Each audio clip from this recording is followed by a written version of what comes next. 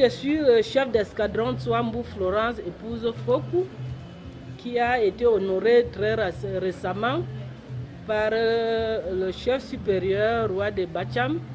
J'ai nommé Sa Majesté Sonkwe Njinsa Adrien.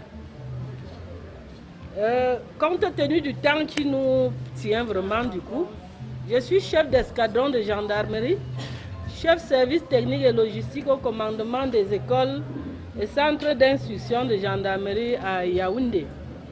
Comme sa dignité, Feu Gom Sébastien l'a évoqué tout à l'heure dans ses propos linéaires. Le thème, le sujet sur lequel nous allons partager ce matin s'articule comme suit: Toqué porte, dot et réunion familiale. Dot, réunion familiale et autres. Nous avons commencé par le volet Toqué porte et dot. Parce que vous convenez avec moi que ces différents sujets rassemblés ici ne se ressemblent pas tellement dans leur fond. Parlant donc de Toqué porte et dot, nous sommes questionnés sur le fondement et la symbolique du Toqué porte et de la dot. Et sur ce, nous nous sommes dit que le Toqué porte, s'agissant du Toqué porte, il s'agissait pour un homme qui, n'est-ce pas, convoite une jeune fille, de venir s'enquérir de la possibilité d'union, de mariage entre lui et la jeune fille. Il se faisait généralement accompagné par un de ses parents, un membre influent de sa famille. Et sur ce, comme contenu du Toqué porte, il est question de vérifier la faisabilité de l'union projetée. On contrôle s'il n'y a pas lien de parenté entre les futurs mariés. Et c'était ça le Toqué porte.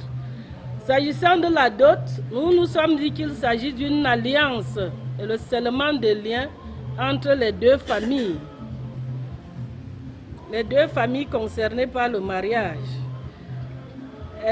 Il était également question, dans le cadre de la dot, de renforcer l'identité culturelle et de transmettre nos traditions. Nous nous sommes également posé la question de savoir qui sont les bénéficiaires de la dot. Et sur cette question, nous avons identifié les bénéficiaires principaux, qui sont, n'est-ce pas, les parents, c'est-à-dire le père et la mère, les grands-parents, tant du côté paternel que maternel. Après, après ces bénéficiaires principaux, il y a également les bénéficiaires secondaires ou accessoires. Ici, nous faisons allusion aux tantes et oncles, frères et sœurs, amis, tuteurs et bien d'autres. Parce que on a vu dans la coutume Bacham, même s'il s'agit d'un voisin qui a contribué à ce qu'il y ait union entre deux personnes, on a souvent des obligations vis-à-vis de lui. Donc la dot ne se limite pas à la famille proprement dite de la jeune fille, mais elle a des ramifications. Après quoi, la troisième question que nous nous sommes posée, c'était celle de savoir quel est le contenu de la dot. Quel est le contenu du Toqué porte? Comme nous avons dit plus haut, s'agissant du Toqué porte, il s'agissait juste au prétendant de se faire accompagner par un ami ou un membre influent de sa famille pour aller, n'est-ce pas, s'assurer de la faisabilité de l'union entre lui et sa bien-aimée. Comme contenu, ce monsieur ne pouvait, selon les us et coutumes Bacham, il devrait venir les mains vides, c'est-à-dire sans rien à main. Mais comme l'Africain ne va pas chez quelqu'un les bras vides, il lui arrivait souvent de tenir une bouteille de vin ou quelques morceaux de savon. Et dans les us et coutumes Bacham, ce morceau de savon ou cette bouteille de vin était gardé jusqu'à la concrétisation du mariage. Au cas où le mariage n'était pas concrétisé, on appelait le jeune homme et on lui restituait sa bouteille de vin ou son morceau de savon. Et si le mariage était concrétisé, on pouvait donc consommer ça sans gêne. À ce niveau même, nous avons même échelonné le toquet-porte dans deux dimensions. Le toquet-porte du temps de nos parents, ce que je venais de vous dire là, et le toquet-porte de nos jours, qui est, n'est-ce pas, transformé en de grandes festivités, en de grands dons, lesquels dons sont généralement donnés par la famille du mari, du futur époux, et qui sont acceptés et consommés par la famille de la jeune fille. Ça, c'était le contenu du toquet-porte. S'agissant donc du contenu de la dot, la liste ne sera pas exhaustive ici. Nous savons que déjà pour doter une femme à Bacham, il faut apporter une chèvre et un bouc castré. Pourquoi le bouc castré? Parce que le bouc non castré émet une odeur nauséabonde qui se répand sur une très grande surface. Alors qu'un bouc castré a de la bonne humeur, je vais parler de l'odorat. Hein. Voilà, il est agréable tout autour de vous, comme tout animal domestique. C'est pour cela que dans la dot, on exige un bouc castré et une chèvre. Ça, c'est pour le père. Une tine d'huile, un sac de sel, une couverture et son sac. Le sac et son contenu. Dans le sac du père, il y a une enveloppe, du jujube, bref, tout ce qu'on ne peut pas citer ici, des petits trucs qu'on ne peut pas citer ici, mais qui sont des trucs essentiellement symboliques. On donnait donc tout ce que je venais de citer là, tant chez le père que chez le grand-père maternel et chez le grand-père paternel. Pour la maman, il y a une tine d'huile, un sac de sel, le sac et son contenu. Un contenu également symbolique. Ayant donc analysé le fondement et la symbolique de la dot, ainsi que du toquet-porte, ayant analysé le contenu, nous nous sommes demandé qu'est-ce qu'il y a comme interdit pour qu'une dot ou un toquet-porte se passe dans de bonnes conditions. On a vu à Bacham, il est interdit d'effectuer un cérémonial de dot lorsque la jeune fille convoitée en mariage est porteuse d'une grossesse, aussi petite soit-elle. Même si c'est un retard d'un jour, il faut le signaler. Donc, que ce soit la cérémonie du toquet-porte ou la cérémonie de dot, la femme ne doit pas être porteuse d'une grossesse parce que les conséquences sont néfastes sur l'embryon. On ne peut pas expliquer cet état de choses ici. S'agissant également des interdits, on ne devrait pas effectuer un cérémonial de toquet-porte tel qu'il se déroule de nos jours sans avoir la certitude que le mariage aura lieu. Donc, on ne fait pas le toquet-porte lorsqu'on n'est pas sûr et certain que le mariage aura lieu. Ça, il s'agit du toquet-porte que nous faisons de nos jours, c'est-à-dire transformer en véritable festin. Tout simplement parce que le fait pour les deux familles de se retrouver autour d'une table pour partager repas, cola et vin, acceptez donc vos dots dans les us et coutumes Bacham.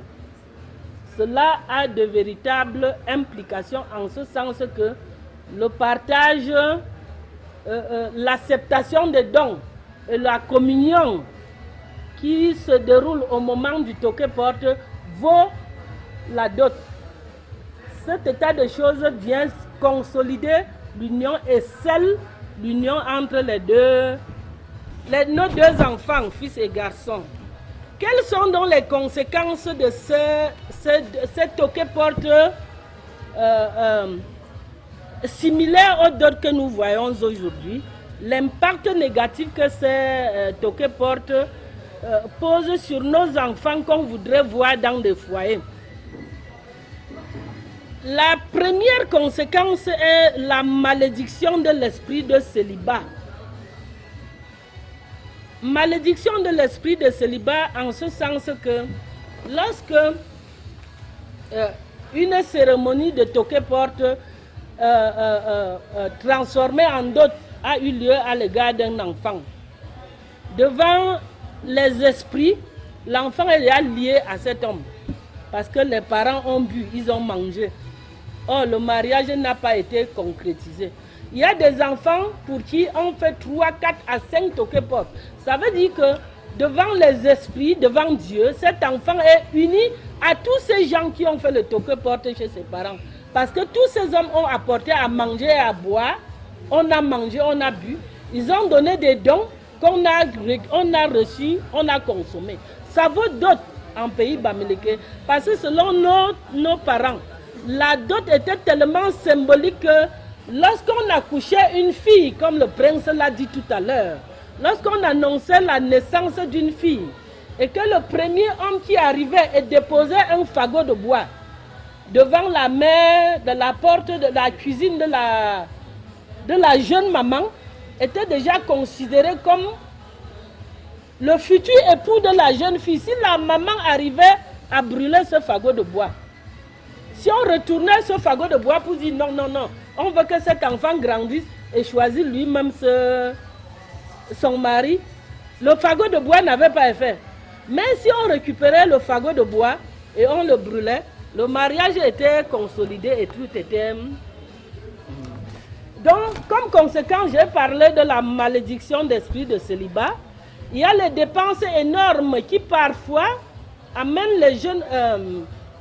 le plus souvent empêchent les jeunes mariés de se prendre facilement en charge. On a vu des gens après le toqué-porte là, ils ne sont plus même à mesure d'organiser le mariage. Ou une fois mariés, ils ne peuvent pas se prendre en charge dans leur domicile. L'homme qui se comporte comme s'il avait acheté sa femme, quand le toqué-porte ou la dot est exagérée, l'homme se comporte comme si la femme à la maison était un objet qu'il avait acheté. Comme perspective et doléance, c'est même déjà pas la perspective et la doléance. Comme constat, en analysant, en regardant comment la dot et les toqué-porte se font dans le royaume Bacham, regardant le contenu de la dot et autres, on s'est rendu compte que le père était considéré comme le seul détenteur du pouvoir traditionnel et bénéficiaire principal de la dot. Donc comme résolution, et j'espère que le secrétariat est en train de noter, nous sollicitons une valorisation équilibrée des deux parents dans les cérémoniales de dot. Ce n'est pas une plainte en tant que telle. Je vais m'expliquer. Comme vous avez entendu qu'il y a le sac du père et son contenu, le sac de la mère et son contenu. L'homme Bacham, lorsqu'on a traité la dot de l'homme, on sait que la mère, même si on balance 10 000 dans l'enveloppe de la mère, c'est passé. Oh, généralement, il y a ses copines, il y a les coépouses qui attendent de voir cette enveloppe-là. Aussi, dans le royaume Bacham, la plupart du temps, c'est les femmes qui élèvent les enfants. Et la plupart du temps, ce sont même des femmes veuves. Quand elle a fini d'élever l'enfant, le jour de la dot, le successeur du mari vient se placer. On lui remet une dot de 500 000 et dans l'enveloppe de la mère, on met 50 000 francs. On met 10 ou 15 000 francs. Non. Il y aura des interventions après. Dans l'enveloppe de la mère, on met 10, 15 000 francs, alors qu'il y a ses copines, il y a ses coépouses, il y a même les tantes de la femme qui attendent après qu'elle partage le contenu de cette dot pour leur donner.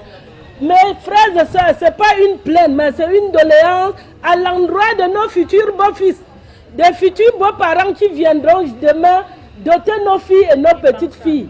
Considérez de manière un tout petit peu équilibrer les deux parents. Ne mettez pas les mamans dans le choc. Il y a les mamans qu'après le mariage de leur fille, elles sont obligées de fuir leur maison. Parce que en querelle avec leur épouse qui suppose qu'elle a mangé toute seule la dot de sa fille. Ça, c'était le premier volet. Ça, c'était la dot de la femme dans le royaume Bacham. Maintenant, voyons le contenu de la dot de l'homme. Parce que la fille Bacham oublie que l'homme est aussi doté. La différence, c'est seulement que l'homme dote sa femme et se dote lui-même. Voici donc ce qui entre dans la dot de la femme.